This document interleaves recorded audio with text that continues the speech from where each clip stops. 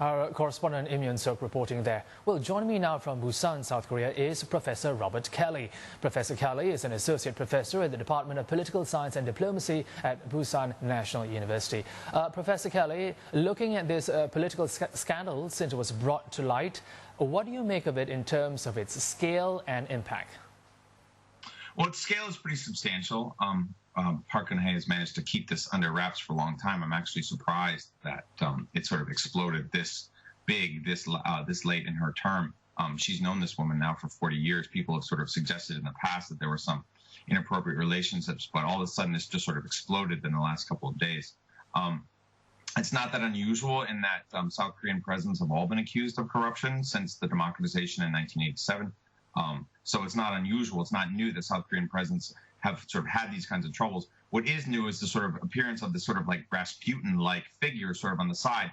Traditionally, corruption in Korea has been fairly traditional stuff of sort of like indulging your cronies and setting up construction contracts for your friends and stuff like that. This thing where this woman seems to have had sort of this strange sort of impact, sort of control over Park Geun Hye or whatever people are saying about it, this is quite new. It's pretty strange, pretty odd.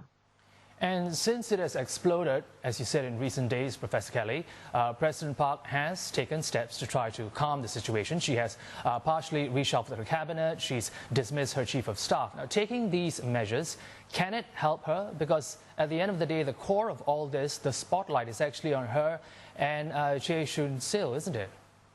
Yeah, that's my sense of this too, right? Is that moving her on the deck chairs in the Titanic doesn't actually deal with the problem, right? I mean, moving her staff away, I suppose it's a good thing insofar as these staffers more likely knew about this. I mean, there is this sort of argument out there that these staff were sort of shills for this woman, that they had already known, that previous staff who had opposed this woman's influence, they had already been pushed out, which means those who are being pushed out now had sort of come to accept her influence. So maybe if Park Geun Hye brings in some new people who are cleaner and fresher, that will make things better. But ultimately, I mean, the real issue is this woman's sort of undue influence, whatever it was, over sort of body and soul, is the way the Americans described it 10 years ago. Right, in that released cable. I mean, the real issue is like, what level of influence has this woman had over the president? I mean, there have been sort of discussions, for example, that Park Geun Hye sort of expected North Korea would collapse, while this Che woman was suggesting that North Korea would collapse in 2017. I mean, this raises sort of all these bizarre issues about, did this woman actually impact policymaking? That would be pretty outrageous because she's not actually in the political system. She's not actually trained as a lawyer or anything like that. I mean, it's pretty bizarre.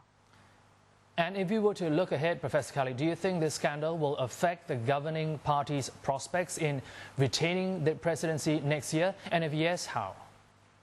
Yeah, I do. I think this will inevitably redound to against the Saenuri party, the New Frontier party that's now running South Korea, pardon me. But I think that, you know, they still have like 16 months or so, well, a year to put some distance between themselves and the president. I think the president will probably pull out of the party. She'll probably become like a nonpartisan figure. I also think she'll probably lose a lot of domestic authority. She'll sort of be pushed back into issues like foreign policy and defense, while the legislature, the National Assembly, takes over domestic issues. And the real question, I think, is will she survive? Will she actually be forced to resign? Will she be impeached? I doubt that will happen. I mean, she could step down. Richard Nixon stepped down without leading to a massive constitutional crisis in the United States. But I would find it hard to believe that Saenuri will hold the presidency for a third time in a row after this. Okay, thank you, Professor Kelly, for your insights. I've been speaking with Professor Robert Kelly from Busan University.